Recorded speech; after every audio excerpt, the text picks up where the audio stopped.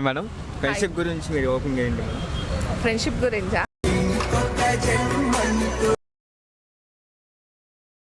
నాకు ఎక్కువ చిన్నప్పటి నుంచి ఫ్రెండ్స్తో ఉండడం, ఫ్రెండ్స్తో తిరగడం, ఫ్రెండ్స్తో బాండింగ్ ఎక్కువ ఉంది. ఓకే, సో మీరు ఏదైనా క్వశ్చన్స్ వేస్తే దానికి ఇస్తాం. మేడం కాలేజ్లో ఆల్రెడీ ఎక్కువ చేసి పెట్టారు ఎవరు మేడం?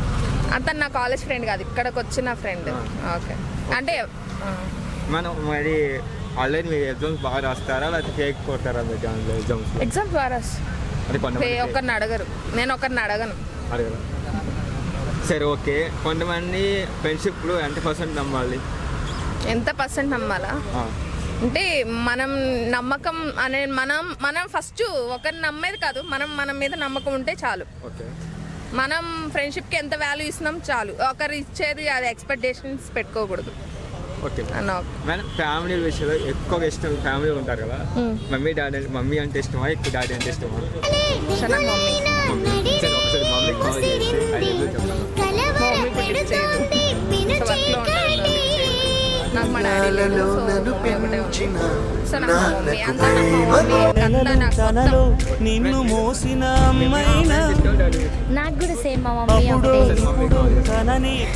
వాళ్ళు వర్క్ లో ఉంటారు, షాప్ లో ఉంటారు, ఎత్తారు లిఫ్ట్ చేయరు.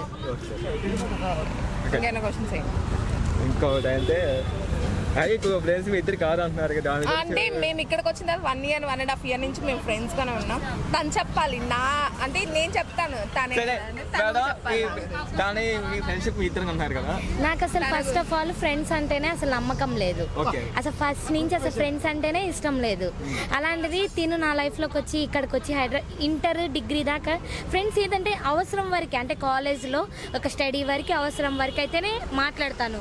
ఇంటికి వచ్చారనుకో వాళ్ళెవరు నేనెవరు, అసలు వాళ్ళు కాల్ చేసినా కూడా కనీసం లిఫ్ట్ చేయను. అలాంటిది తిను నా లైఫ్లోకి వచ్చాక ఫ్రెండ్ అంటే చాలా వాల్యూ తెలిసి వచ్చింది, ఫ్రెండ్ అంటే నమ్మకం కూడా వచ్చింది. అంటే తను నన్ను అలా అంత కేర్ చేస్తుంది కాబట్టి ఫ్రెండ్షిప్ మీద నమ్మకం వచ్చింది, అది తనని చూసాకే. అంతే, ఇంకా బెస్ట్ ఫ్రెండ్ నేను లైఫ్లో నమ్మిందంటే తను ఒక్కడే కాబట్టి తన లైఫ్లో నా ఫ్రెండ్. అది నా మమ్మీయే, ఇంకా అది నా మమ్మీయే ఇంకా చెప్పాలంటే. సరే ఈ మమ్మీ కోసం ఒకసారి ఐ లవ్ చెప్తారు తనలో నిన్ను మోసిన అమ్మైనా అప్పుడు ఇప్పుడు కనని కనను అంటుందా.